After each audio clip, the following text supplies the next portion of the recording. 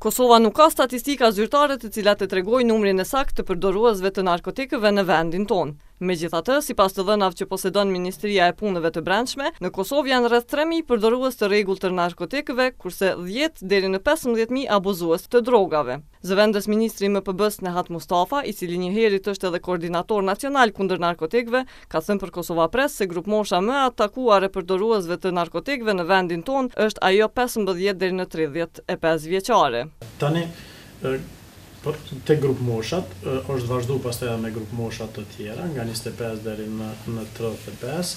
më pak janë të atakuara grup moshat mbi moshën 40 vjeçare, por kemi pas raste kur janë synu edhe grup moshat deri në moshën 16 vjeçare, por më them për momentin numri i tyre është jashtëzakonisht i vogël dhe nuk është shqetësuese.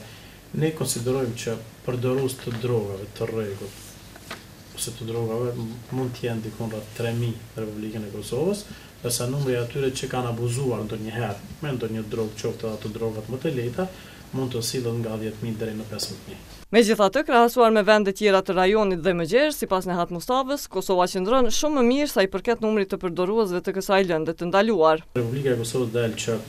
është e atakuar nga përdorimi i narkotikëve, por nëse e krahasojmë me vende të tjera, atëherë pakrahasimisht e kemi situatën më të mirë se sa në vendet e tjera, po kjo nuk do të thotë që ne duhet të ndihemi komod dhe të mendojmë që gjërat do të rrjedhin mirë nëse nuk angazhohemi të gjitha institucionet. Raportet e ndryshme ndërkombëtare Kosovën e paraqesin më shumë si vend tranzit të drogave, sesa si vend i destinacionit final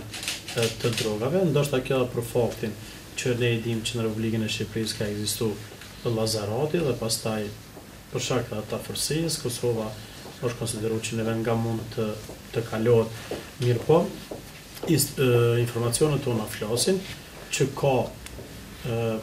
rënje të numrit përdoruesve të drogave të rënda, siç është për shembull nëse e me kokaina, heroina, ndërsa ka një rritje të numrit të përdoruesve të drogave më të lehta, siç është marijuana. Mustafa ka shtuar se Kosova më shumë cilësohet si vend tranziti drogave, ku kryesisht lëndët narkotike tregtohen nga Shqipëria përmes Kosovës për në vendet e zhvilluara të Evropës. Edhe shtetet më të zhvilluara dhe me siguri më të lartë nuk kanë arritur që hermetikisht të mbyllin kufit dhe të kenë mundësi që të kontrollojnë, për arsye se deportimi i drogave nuk bëhet vetëm në rrugë legale siç janë kufit, por ekzistojnë edhe rrugë ilegale, pastaj kamuflimet e ndryshme përmes mjeteve të ndryshme. Dhe po themi këtë drejtim institucionet tona, edhe në pikat kufitare janë duke ushtruar një kontroll jashtëzakonisht të rrallë dhe shpeshherë kemi po që ka pasur edhe rezultate. Mustafa ka deklaruar se synimet e narkogrupeve kohët të fundit janë gjenerata të reja apo grup mosha të shkollarëve. Prandaj sipas tij, policia e Kosovës i ka shtuar patrullimet përreth institucioneve shkollore. Sa i përket grup moshave, logjikisht grup moshat më të atakuara janë grup moshat të cilat e kalojnë moshën 21 vjeçare. Ndërsa tendenca ka që tani synohen ose piketohen nga ana e narkogrupeve edhe gjeneratat e reja, sidomos gjeneratat të ashtu quajtur shkollarët, për arsye se me përdorim nëse eventualisht narkogrupet deportojnë te ato grupe, atëherë do të